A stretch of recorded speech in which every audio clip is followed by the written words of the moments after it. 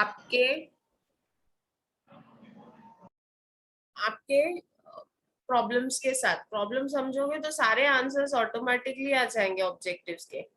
Income tax payable by the firm on the date of dissolution is treated as preferential creditors, secured creditors, unsecured debtors or non-recoverable.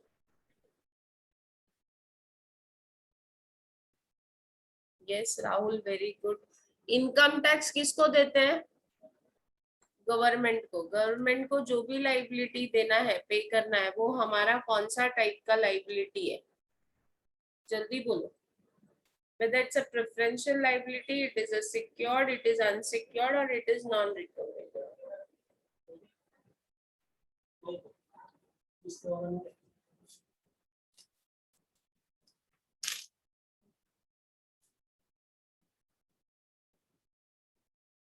Yes, it will be treated as preferential. क्या treat होगा? Preferential. Any amount payable to government and employees या preferential creditors. क्या है आपका वो? Preferential liability या preferential creditors. See, ये unsecured debtors तो हो ही नहीं सकता है। Unsecured debtors तो हो ही नहीं सकता है, क्योंकि वो डेटर्स है। We are talking about creditors, तो ये तो पॉसिबल ही नहीं है, ये होगा नहीं। नॉन रिकवरेबल ये भी नहीं होगा, क्योंकि लाइबिलिटी है तो पे ही करना है। सिक्योर्ड नहीं, क्योंकि सिक्योरिटी तो है ही नहीं ना, तो ये भी नहीं। तो बचा क्या? काफी बार ना we can use the other way of doing objective. क्या क्या नहीं हो सकता माइनस कर दो, तो जो बच जाएगा वो हो सकता है। Correct or not? चलो next. Salary and wages payable by the firm on the date of dissolution is treated as salary and wages। Employees को जो पे करना है डेट ऑफ डिसोल्यूशन पे, उसको क्या ट्रीट करोगे? मैंने अभी थोड़ी देर पहले ही एग्जांपल दिया। प्रेफरेंशियल क्रेडिटर्स में दो चीजें आती हैं, एक गवर्नमेंट को और दूसरा किसको? There are two types of liabilities which are treated as preferential. One is government payable, amount payable to government, and other is amount payable to employee. Salary and wages किसको देते हैं? एम्प्लॉय को ही देते हैं ना। सैलरी एंड वेजेस हम किसको देते हैं? एम्प्लॉय को ही देते हैं ना। So this will be treated as preferential creditors. क्या ट्रीट होगा? Preferential creditors. Is that clear? In piecemeal distribution, in the last stage of payment to partners against capital, when the capital are not in profit sharing ratio. अभी क्या दिया है? Last stage, जब हम लोग capital को देते हैं, कैपिटल पेमेंट करते हैं, और कैपिटल प्रॉफिट शेयरिंग रेशियो में नहीं है, capital is not in profit sharing ratio, तो क्या करोगे? We pay in profit sharing ratio, the capital will not be reduced to nil. If we pay, अगर हम लोग PSR में पे करेंगे तो capital will not be reduced to nil. If we pay in the ratio of capital, the profit or loss on realization will not be shared by the partners in their profit sharing ratio. Both A and B are true, both A and B are false.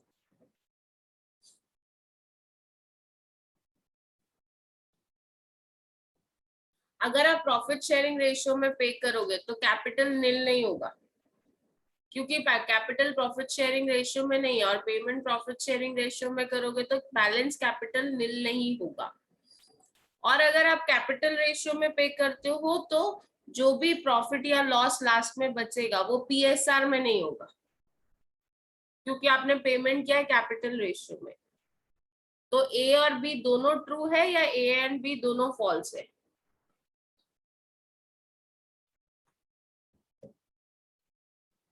जल्दी बोलो। Question समझा?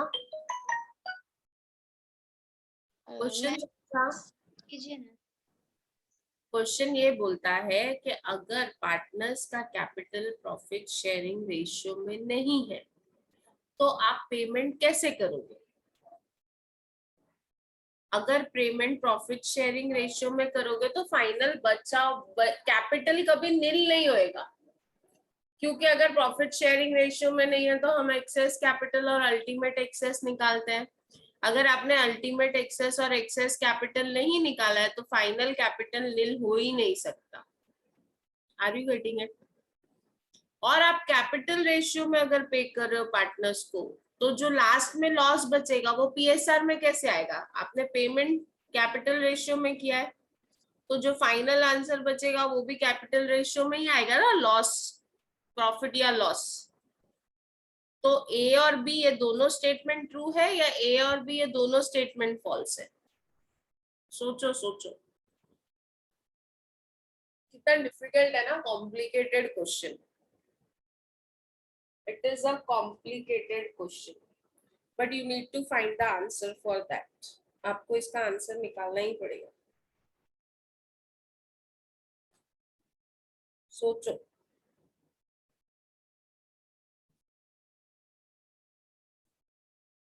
अच्छा एक बात बोलो, अगर आप partners को कैपिटल रेशियो में पे कर रहे हो तो लास्ट में आंसर जो बचेगा वो कैपिटल रेशियो में बचेगा या पीएसआर में बचेगा? Let us analyse one statement. अगर आप पार्टनर्स को कैपिटल शेयरिंग रेशियो में दे रहे हो तो लास्ट में जो बैलेंस बचेगा वो कैपिटल रेशियो में बचेगा या पीएसआर में बचेगा? कैपिटल रेशियो में मैम। कैपिटल रेशियो में पे किया तो फाइनल आंसर जो आएगा वो भी कैपिटल रेशियो ही आएगा। तो पहला ये वाला स्टेटमेंट राइट है। कैपिटल रेशियो में पे करोगे तो लास्ट में जो प्रॉफिट या लॉस आएगा वो पीएसआर में नहीं आएगा। करेक्ट, वो पीएसआर में नहीं आएगा, किस में आएगा? कैपिटल रेशियो में। तो ये वाला स्टेटमेंट जो लिखा है वो ट्रू है। बराबर है कि नहीं है? आप लोगों को इंग्लिश पढ़ने और समझ में आती है ना? एंड इफ वी पे इन प्रॉफिट शेयरिंग रेशियो, अगर हम लोग पीएसआर में पे करेंगे तो कैपिटल नील होगा ही नहीं, क्योंकि कैपिटल पीएसआर में है ही नहीं। अगर कैपिटल प्रॉफिट शेयरिंग रेशियो में होता तो पेमेंट करने के बाद कैपिटल नील हो जाता, लेकिन कैपिटल पीएसआर में नहीं है तो वो फाइनली नील नहीं होगा। तो ये भी स्टेटमेंट करेक्ट है, ए और बी दोनों करेक्ट है, तो both A and B are true. Are you getting it? Yes ma'am. In piecemeal distribution, amount realized from assets are used to settle the liability in the following order. Payment order देखो कौन सा right है? पहले loan पे करोगे, partners loan, फिर outside liability पे करोगे, फिर रियलाइजेशन एक्सपेंसेस पे करोगे, फिर पार्टनर्स कैपिटल पे करोगे। ये ऑर्डर सही है क्या? ये ऑर्डर सही है क्या? सबसे पहले क्या पे होना चाहिए? Do you think this order is correct? देखो याद करो हमारा ऑर्डर, हम सबसे पहले रियलाइजेशन एक्सपेंसेस पे करते थे, फिर आउटसाइड लाइबिलिटी, फिर पार्टनर्स लोन एंड लास्ट में कैपिटल। Do you remember? सबसे पहले क्या लेते थे? रियलाइजेशन एक्सपेंसेस, फिर क्या लेते थे? आउटसाइड लाइबिलिटी, फिर पार्टनर्स लोन एंड लास्ट में पार्टनर्स कैपिटल। एक्सपेंसेस इनकम नहीं करोगे तो लाइबिलिटी एसेट रियलाइज ही नहीं होगा। फिर सबसे पहले बाहर वालों को पे करेंगे, फिर internal liability that is partners loan and last में वी पे कैपिटल। तो अभी इन सब स्टेटमेंट में से कौन सा स्टेटमेंट करेक्ट है?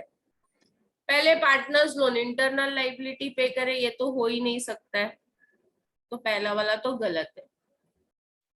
एनालाइज करना सीखो dear, you have to develop your analytical skill. अभी बी देखो, रियलाइजेशन एक्सपेंसेस पहले पे करोगे, फिर आउटसाइड लाइबिलिटीज, फिर पार्टनर्स लोन, फिर पार्टनर्स कैपिटल। ये ऑर्डर सही है या नहीं है? पहले एक्सपेंसेस इनकर कर लो, फिर बाहर वालों को दो, फिर इंटरनल लोन पे करो, फिर लास्ट में कैपिटल पे करो। Is this order correct or not? Yes ma'am. Are you getting it? यहाँ पे है आउटसाइड लाइबिलिटीज, फिर एक्सपेंसेस, फिर कैपिटल, फिर लोन, तो ये भी गलत है। और ये नन ऑफ द अबव तो हो ही नहीं सकता है, क्योंकि ऑप्शन बी इज करेक्ट। समझ में आया? आपका लाइबिलिटी पे करने का ऑर्डर क्या है? सबसे पहले एक्सपेंसेस, फिर आउटसाइड लाइबिलिटीज। आउटसाइड लाइबिलिटीज में आता है creditors, bills payable, outstanding expenses, ये सब। उसके बाद पार्टनर का लोन एंड लास्ट में पार्टनर्स कैपिटल। समझ में आया? Yes no? Yes, ma'am. In piecemeal distribution amount payable to creditors, अभी ये बाहर वालों को कैसे सेटल करोगे? How are you going to settle? In piecemeal distribution amount payable to creditors are settled in the following orders: preferential creditors, preferential unsecured creditors, fully secured creditors, partly secured creditors, other unsecured creditors. Bank overdraft, bank loan, unsecured creditors, preferential creditors. हम तो ऐसे overdraft loan के हिसाब से सोचते ही नहीं है, तो ये तो ऑप्शन हो ही नहीं सकता। फिर यहाँ पे पहले लिखा है फुल्ली सिक्योर्ड और फिर लिखा है पार्टली सिक्योर्ड, ये भी नहीं हो सकता। आइदर आप पूरा दो या तो कुछ भी मत दो। यहाँ पे लिखा है secured creditors, preferential unsecured creditors and unsecured creditors. कौन सा ऑप्शन करेक्ट है?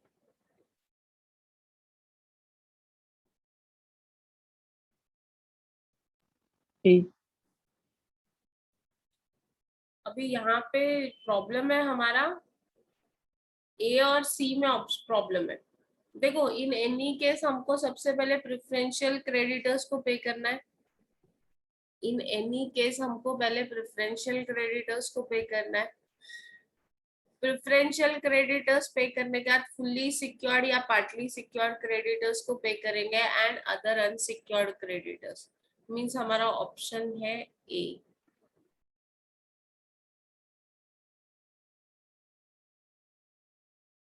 चलो, we are on practical problems.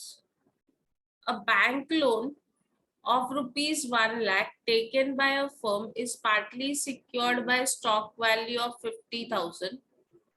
On dissolution, the firm stock realized rupees 60,000. Stock ने कितना realize किया? 60,000. 40,000 will be treated as unsecured. 50,000 will be treated as unsecured. 40,000 will be treated as preferential creditors, none of the above. 1 lakh का loan है जो आपने secure किया है stock से। स्टॉक की बुक वैल्यू है 50,000। तो बैंक ने स्टॉक ले लिया, स्टॉक बेचा और अपना लोन रिकवर किया। लेकिन स्टॉक बिका कितने में? 60,000 में। 1 लाख में से 60,000 तो बैंक ने रिकवर किया स्टॉक बेच के। नाउ अनसिक्योर्ड कितना रहा? 40,000. 40,000 अनसिक्योर्ड रहा, 50,000 अनसिक्योर्ड रहा या 40,000 प्रेफरेंशियल रहा?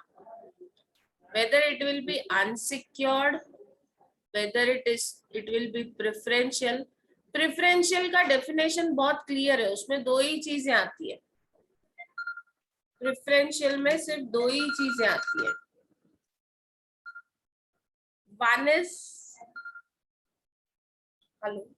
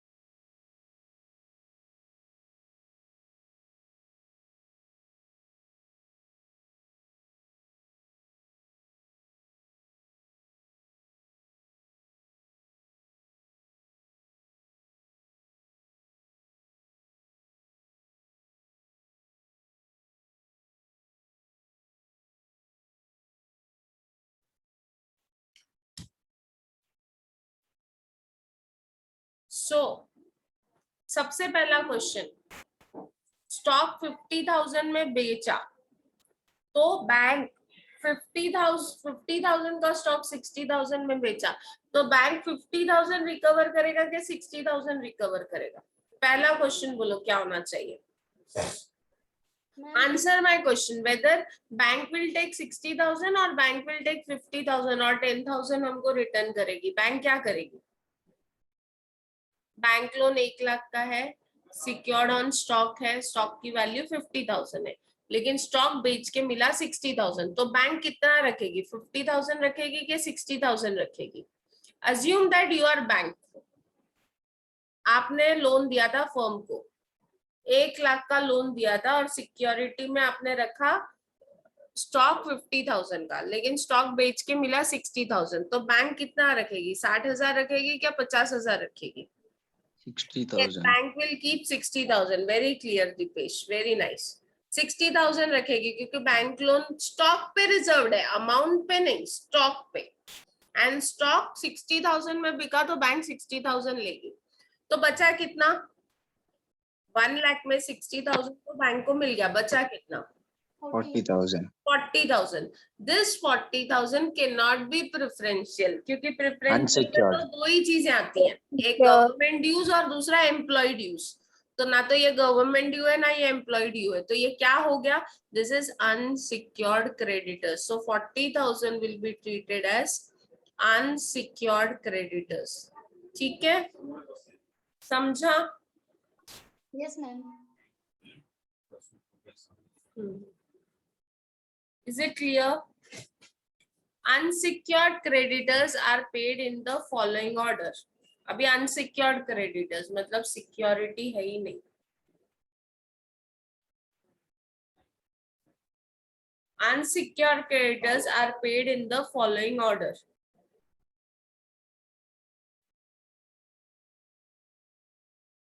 Just can you give me 1 minute?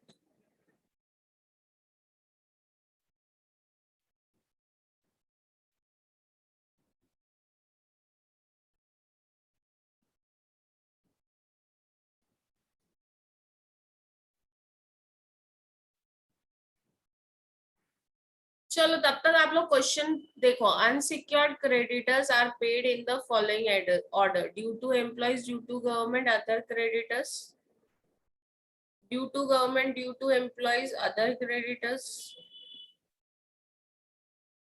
पूछा मैडम, सुनो ना, मुझे ना 10-15 बच्चे चाहिए leadership.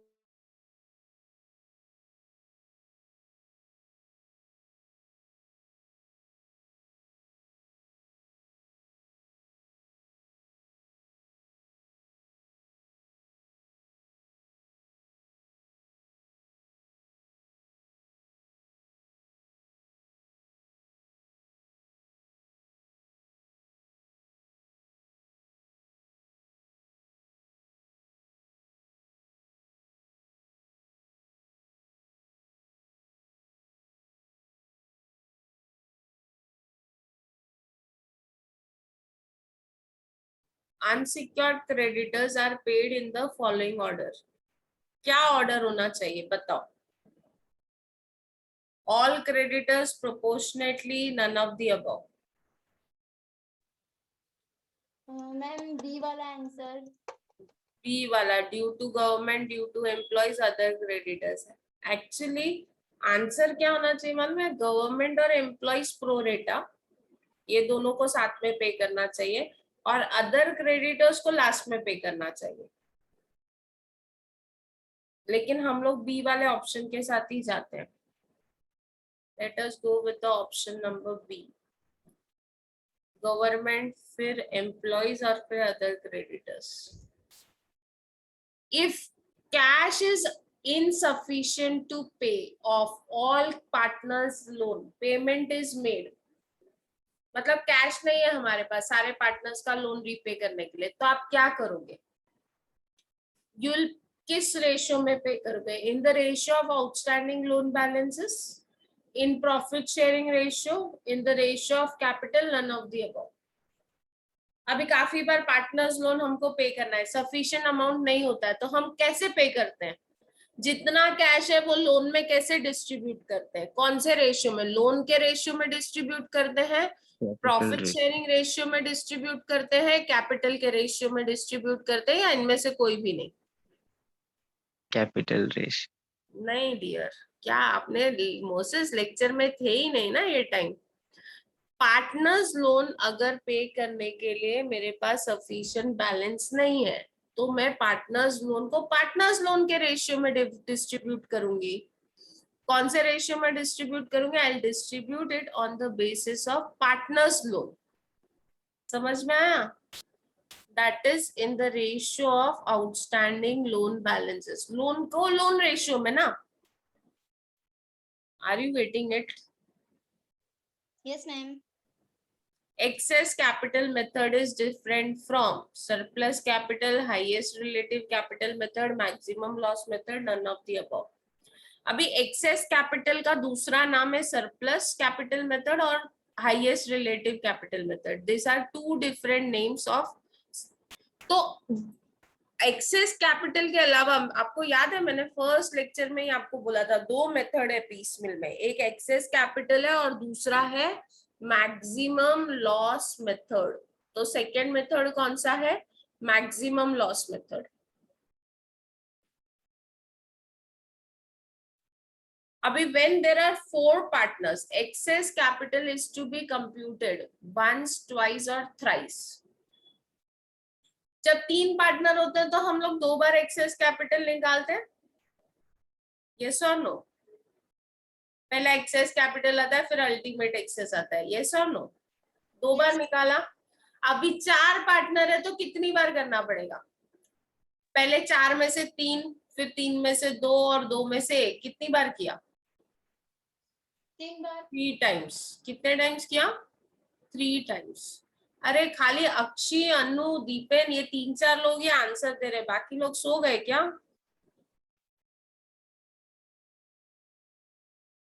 After all excess capital are paid, balance cash is to be paid to all the partners in the ratio of their unit capital in their profit sharing ratio equally, none of the above. Excess capital pay करने के बाद जो भी balance बचता है वो हम कौन से रेशियो में पे करते हैं?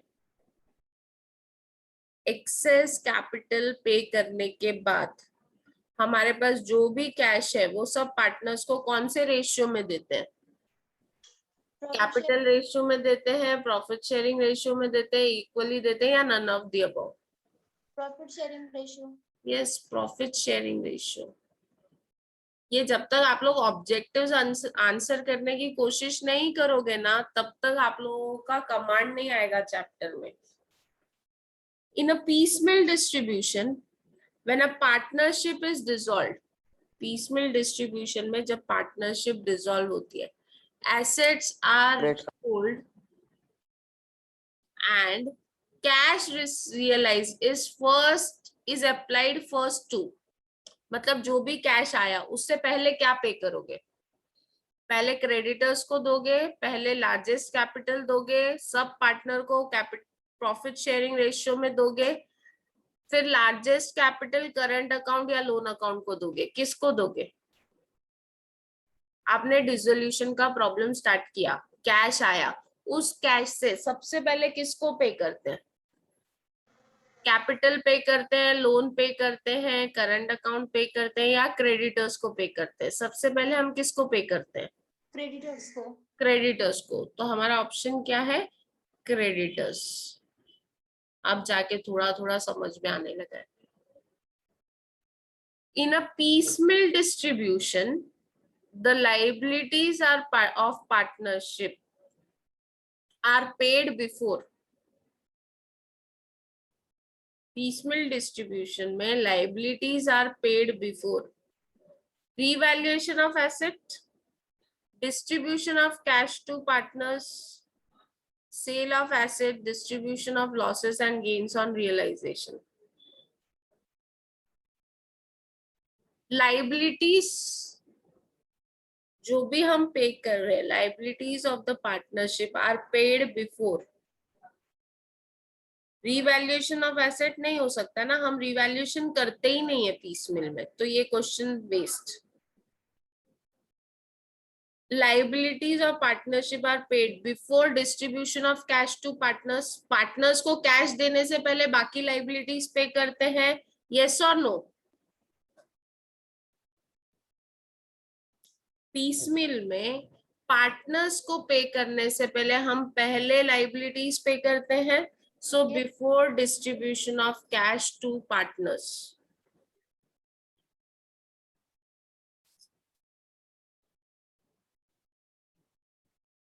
the amount realized from asset on dissolution of firm are used for making payment in the following order.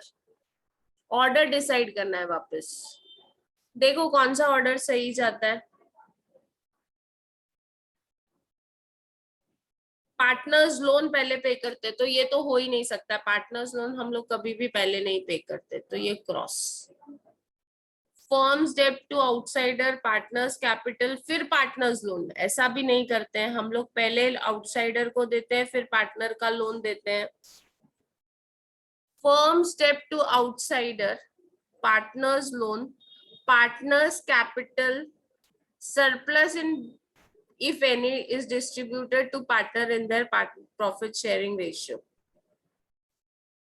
सबसे पहले बाहर वालों को देते हैं, फिर लोन पे करते हैं, फिर partners capital surplus if any distributed in capital ratio. Capital ratio तो हम कभी भी अप्लाई नहीं करते पीस मिल में. हम जो भी करते हैं वो कौन से रेशियो में करते हैं? प्रॉफिट शेयरिंग रेशियो में. आपको मैंने स्टार्टिंग में ही बोला, Garner versus Murray rule apply ही नहीं होता है. We don't use capital ratio anywhere. तो बचा क्या? पहले आउटसाइडर को पे करो, फिर लोन को पे करो, फिर कैपिटल को पे करो. फिर अगर कुछ कैश बच गया तो वो सब पार्टनर्स को पीएसआर में ही देंगे. जो भी बचता है हम पीएसआर में ही देते हैं. So answer is C. Getting it? समझ में आ रहा है? सेम क्वेश्चंस है, सब क्वेश्चन सेम है, लेकिन क्या हो रहा है ना, उसको the way it is presented is different. If the amount realized from asset on dissolution of firm are not sufficient to pay all outside debts, the earliest dues are paid first. पुराना जो payment बाकी है पहले उसको देंगे, या फिर जिसका सबसे ज्यादा है उसको पे करेंगे, या फिर अल्फाबेटिकल ऑर्डर में पे करेंगे, या प्रोपोर्शनेटली सबको देंगे. क्या करते हो आप लोग? क्या करते हो आप लोग? जल्दी बोलो. आप जो पुराने हैं उनको देते हो क्या पहले, या फिर जिनकी बहुत ज्यादा लाइबिलिटी उनको देते हो, या अल्फाबेटिकल ऑर्डर में देते हो, या फिर सबको प्रोपोर्शनेटली देते हो, रेशियो में देते हो? कैसे करते हो? क्या करते हो?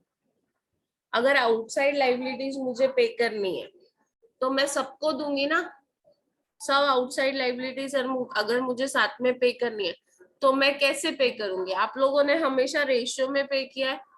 Yes ma'am. रेशियो में पे करने को बोलते हैं प्रोपोर्शनेटली. क्या बोलते हैं उसको? प्रोपोर्शनेटली. सो क्या आंसर आएगा इसका? डी. हम लोगों ने कभी अल्फाबेटिकल ऑर्डर फर्स्ट लास्ट कुछ नहीं देखा. हमने हमेशा कैसे पे किया है? प्रोपोर्शनेटली पे किया है. Are you getting it? When the amount realized from asset is not sufficient to pay full firm's liability, such deficiency is borne by. जो भी लॉसेस होता है वो कौन बियर करता है? जो भी लॉसेस होता है वो कौन बियर करता है? पार्टनरशिप में लॉसेस कौन बियर करता है? पार्टनरशिप में सारे लॉसेस कौन बियर करता है? पार्टनर. कौन से रेशियो में बियर करता है? Profit sharing ratio. Profit sharing ratio. तो when the amount realized from asset is not sufficient to pay fully the firm's liability, such deficiency is borne by. कौन बियर करता है? Partners in their profit sharing ratio. मतलब कभी liability पे करने के लिए अगर अमाउंट सफिशिएंट नहीं है तो पार्टनर्स को अपने घर से लाना पड़ेगा. वो डेफिशिएंसी पार्टनर्स को देनी पड़ेगी, और वो किस रेशियो में देनी पड़ेगी? In profit sharing ratio. Is it clear? Clear है? Yes, no?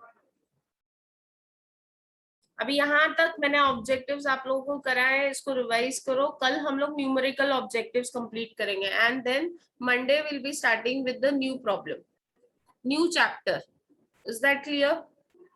And once, if you have time, go through all the objectives. ठीक है? See you all then. I'm ending today's lecture. अच्छा, आज RBI का session है, how RBI functions. तो do attend that. RBI के लोग ही बात करने वाले. कल RBI में जॉब चाहिए रहेगा तो आप लोग उनको कांटेक्ट कर सकते हो. Just joking. But tomorrow RBI, today there is an RBI session which is on Gmeet, Google Meet पे.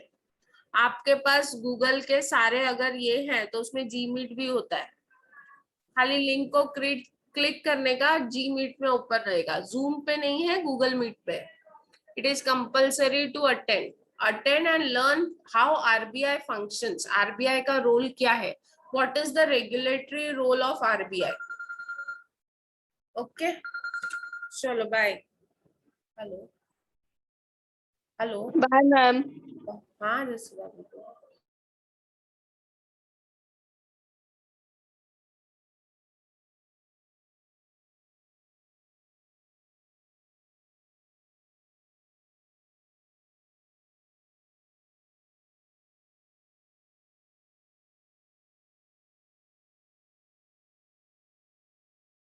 Bye, ma'am.